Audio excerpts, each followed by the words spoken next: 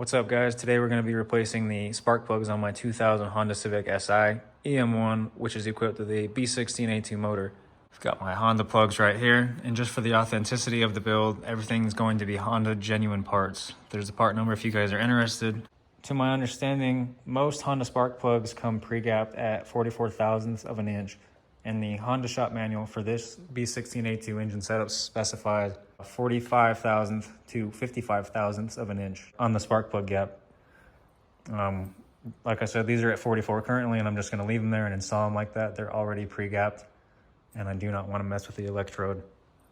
I'm going to start by removing the 4 10mm bolts holding on the spark plug cover. Side pulled up bearing gifts. Finally got a tripod. Anyway, we're going to get back to work.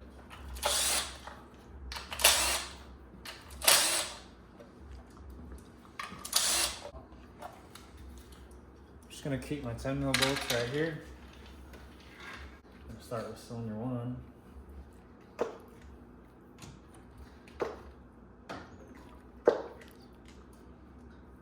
Yeah, there are little holders that hold the wires, so you're gonna have to pull them out.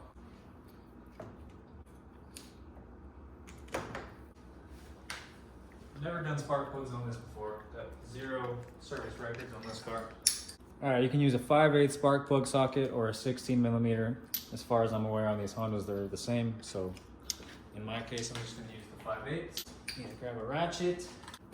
So I've also learned over the years of working on these, you don't want to use impact guns on spark plugs, period. Whether or not you do that is up to you. What I've learned just to use the ratchet and the extension and just loosen them by hand. Apparently it can mess up the threads. Whether or not that's true, I don't know.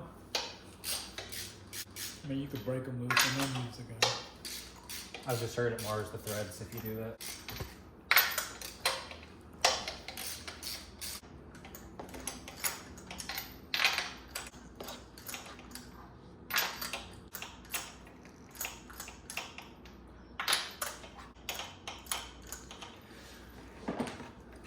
Typically the spark plug socket has a little rubber insert in there, so we'll grab the spark plug and pull it up out of the cylinder with it. This one doesn't have it for some reason. So the next alternative route would be to use a magnet to pull it out, or you can use one of your plug wires. Just push it down in there, pull your plug right out.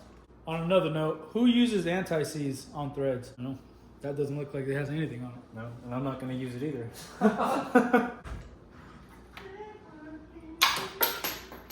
Good thing we're not reusing these plugs. Yeah, these plugs are pretty worn. They're got a little bit of heat showing in them. And cylinder 4. They don't look bad. I'm not seeing any signs of burning oil or anything. It seems like a really clean burn. They are, however, very old looking plugs. When inserting spark plugs, if you don't have the rubber insert on your 5/16 or 5/8 socket, you want to just slowly lower these down with your fingers. Just gonna walk this down in there with my index finger until I feel it bottom out in the bottom. So same as taking the plugs out, I'm gonna thread them all the way in until they stop by hand.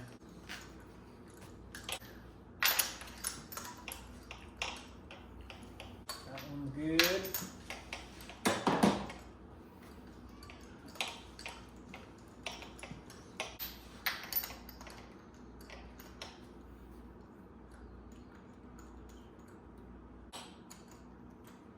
Now I am doing this by the book. We're going to torque these to the factory spec, which is 13 foot-pounds.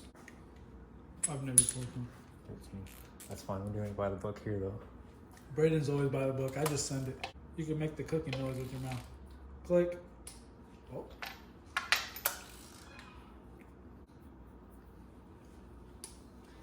And when you're torquing, you want to try to do it. Of course, it's going to be kind of difficult to do this sometimes in some cases, but you want to do the whole torque in one stroke because it takes more torque to start this wrench than it does to actually torque some bolts and some spark plugs. There's a little bit of leeway right there where I'm going to have to recoil and come back. All right, we're going to go back and torque cylinder 1 more time.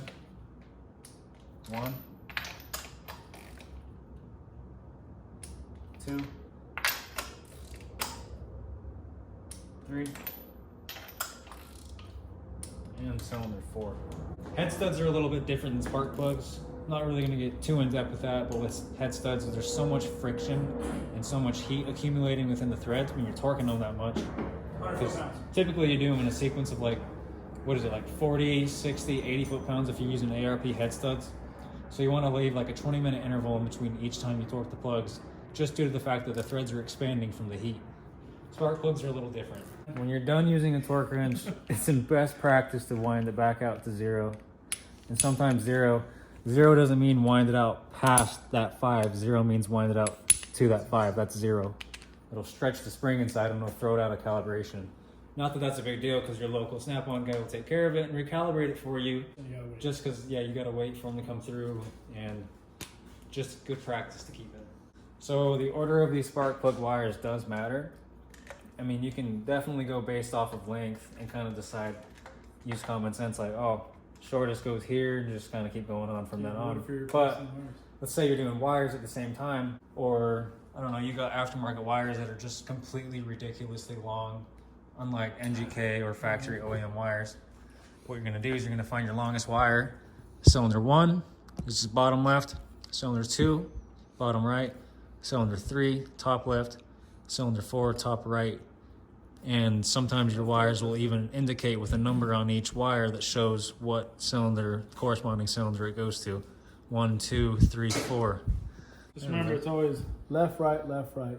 I messed that up once. I was trying to start the car and it was throwing fireballs out the exhaust. Cy was there with me on that one. He was not very impressed.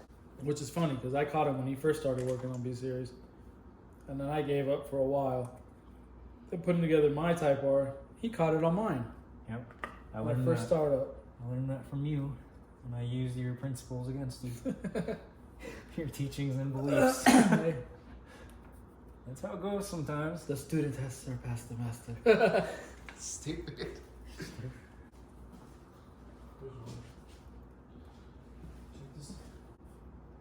I'm gonna look at the order I had those holders in, because that just doesn't look right to me. All right, I had to refer back to the last video. I got my wires routed in the holders the way that I wanted them. Looks a lot better. All my wires are pushed down in each cylinder. Oh, at this point, we're gonna put the spark plug cover back on.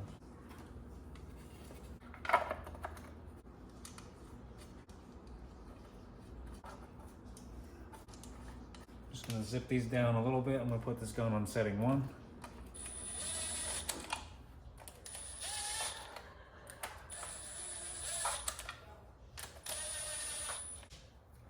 These 10 mils for the spark plug cover torque to 7.2 foot-pounds.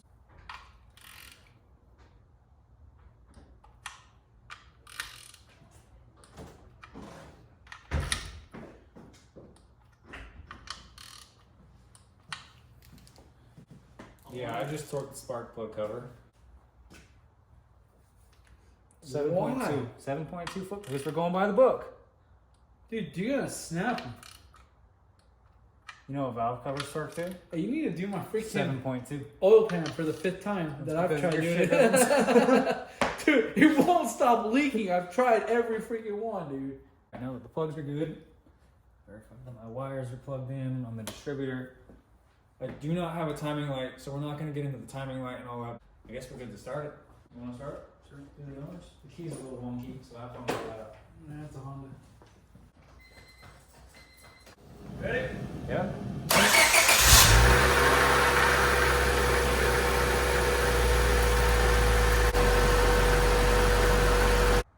We need to work on our outros, bro. Our outros and intros are just straight to the point, and it's just like, yeah, they suck. I'm not Tune in next time. You can work on that. Yeah, anyway, this is just one of many things we're going to do. This is going to be like a couple video series, I guess. Probably, maybe 10 videos just on different parts of the car. On to the next installation, which you guys will see in a different video.